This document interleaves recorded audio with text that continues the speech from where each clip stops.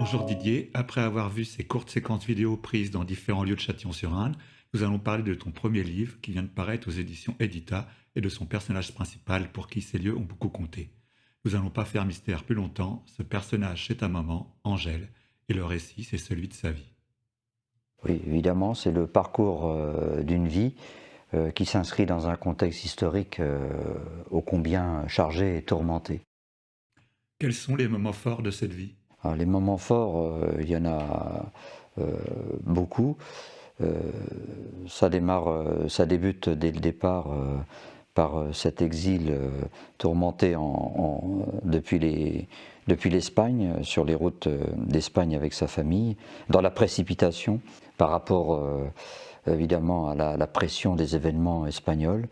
Et puis l'autre temps fort, évidemment, c'est l'accueil, les conditions d'accueil en Bretagne.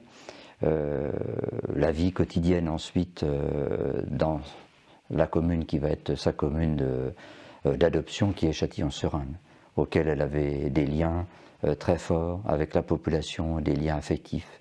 Et à partir de là, elle va construire sa vie depuis 1937 jusqu'à son départ en 2022. Ce passage en Bretagne a beaucoup marqué Angèle. Oui, c'est une région avec laquelle elle a des souvenirs très, très vifs, très forts.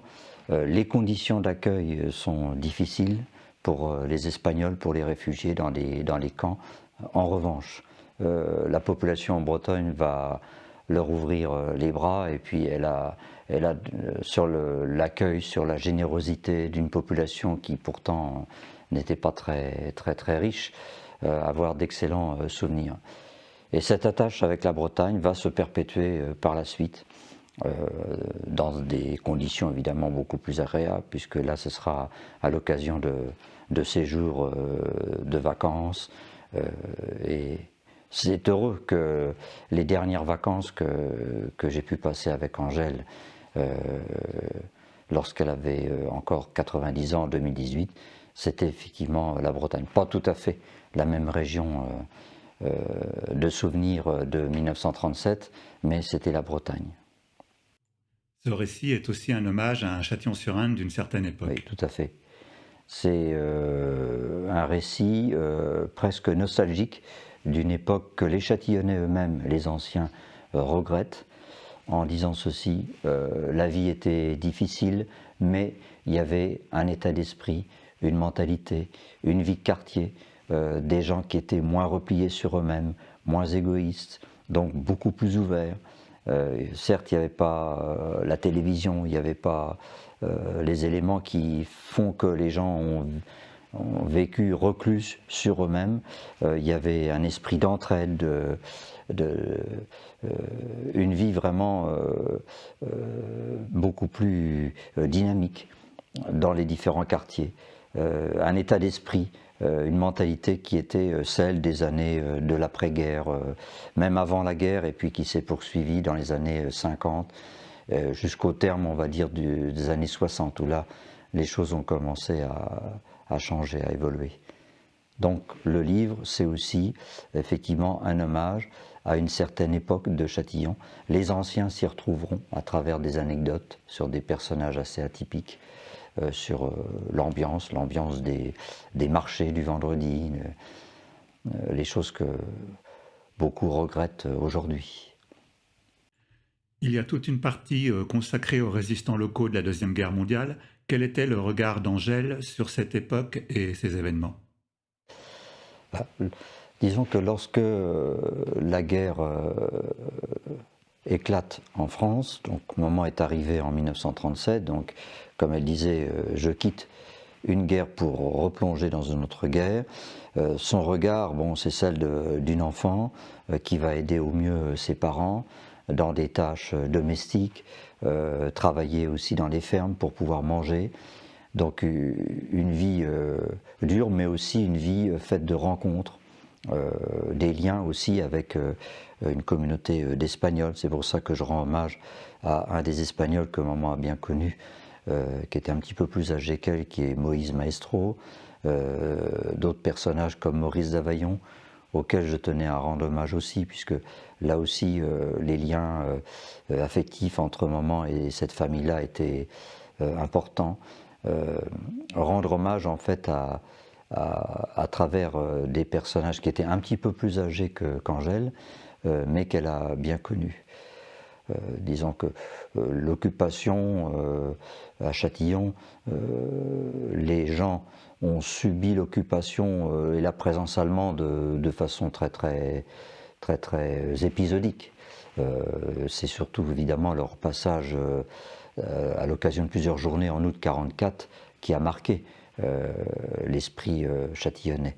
Et puis maman aussi, puisqu'elle se souvenait en particulier de leur passage le 16 août 1944, où elle avait participé aussi à toute une chaîne pour éteindre des incendies qui avaient été déclenchés par les Allemands.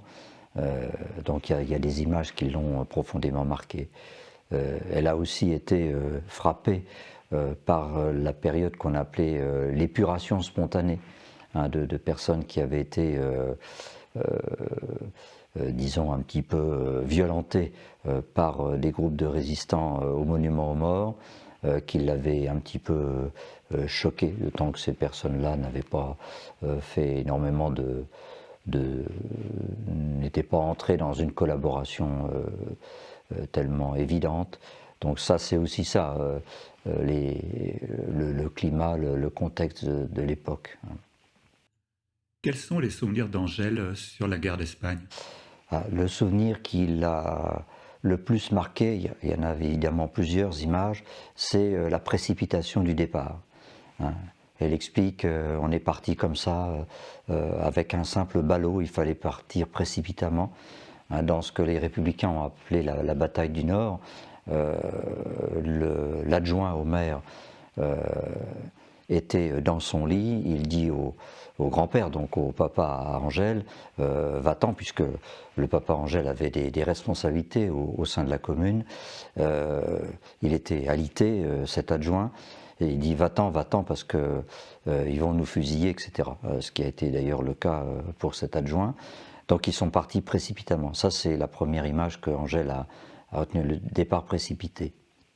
Et puis les conditions de l'exode, mouvementé, tout un périple, le départ dans une petite frêle embarcation, ensuite un bateau plus important dont on ne se rappelle plus trop nom du nom du port, où là elle est enfermée avec d'autres dans les cales pour être à l'abri des bombardements, hein, des bombardements de l'aviation italienne et surtout allemande. Les odeurs de mazout, ça s'en rappelle aussi. Disait d'ailleurs, elle avait aussi évidemment ses frères et sœurs. Elle dit, il y avait un de mes frères qui était sans arrêt malade, hein. Le père aussi, le grand-père qui ils errent ensuite de ville en ville, puisqu'après ils vont passer les Pyrénées à pied, et puis en partie en camion décapotable. Voilà. Et puis par contre, par la suite, ce qui l'a le plus marqué, lorsqu'elle arrive en Bretagne, à Poulgoisec, dans la colonie, hein, dans le camp, c'est la mauvaise nourriture et puis les mauvaises conditions d'hygiène, quoi. Les poux, les rats qui galopaient sous le plancher.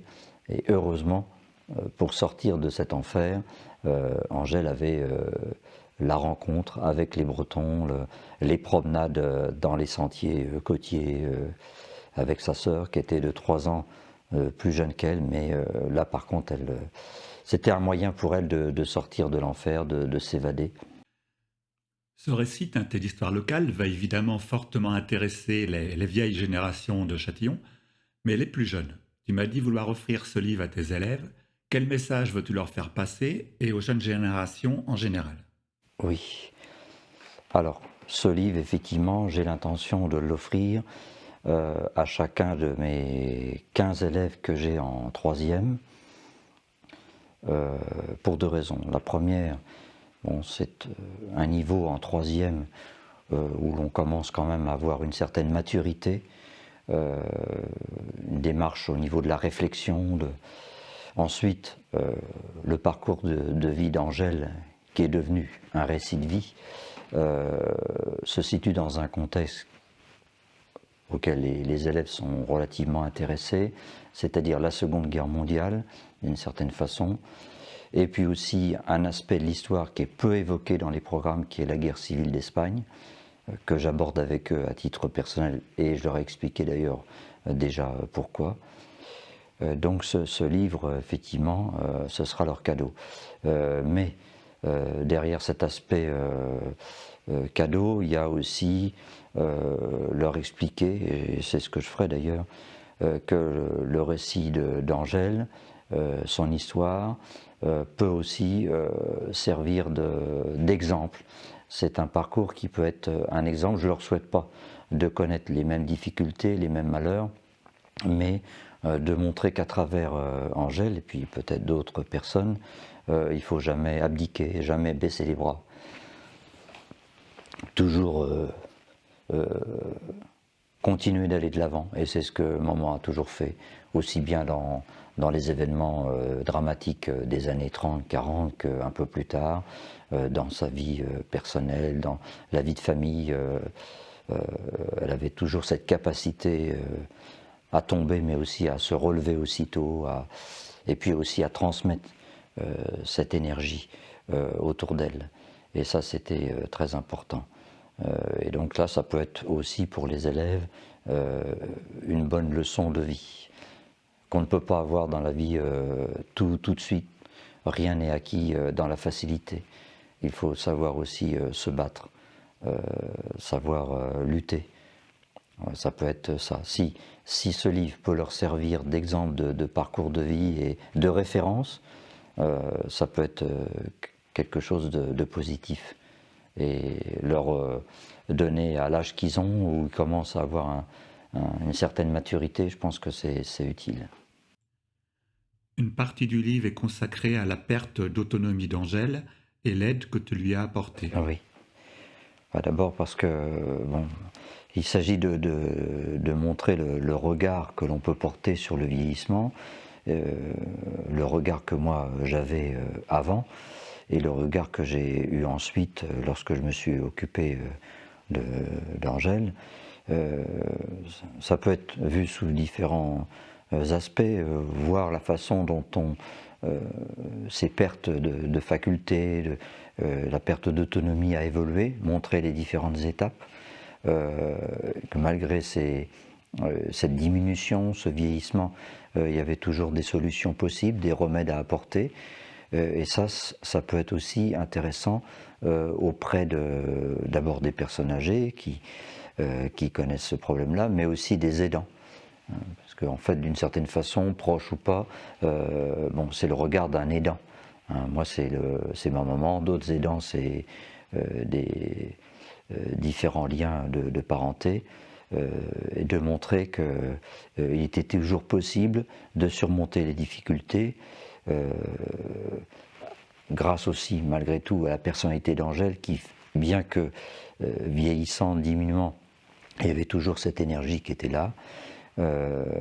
Et l'idée de, lorsqu'on peut vivre avec un proche et le laisser, le garder à la maison le plus longtemps possible et voir jusqu'au bout, c'est effectivement l'objectif que je m'étais fixé, hein, de permettre à ce que Angèle puisse rester dans son environnement ensemble. Alors effectivement, j'explique dans le chapitre qui est assez long, qui se situe à peu près dans les derniers chapitres du livre, les différentes possibilités qu'il y a eu, les difficultés rencontrées. Et puis je rends hommage bien sûr aussi à travers le chapitre à une association qui permet, grâce aux personnes qui y travaillent, d'accompagner ces gens-là, puisque ces personnes âgées, puisque moi quand j'étais parti au travail, effectivement, ça nécessitait la présence de quelqu'un à ses côtés. Et ça, effectivement, ça a été un élément important. Didier, ce livre, c'est surtout un message d'amour universel d'un fils pour sa maman, non? Oui, oui, c'est un message d'amour, de liens forts, qui n'ont jamais été rompus. C'est toujours des liens très très forts. Et bon, c'est aussi pour peut-être un message d'amour, peut-être pour les gens qui vont le lire, partager des sentiments très forts entre deux êtres. Ça, c'est quelque chose de formidable, quoi. Eh bien, merci Didier.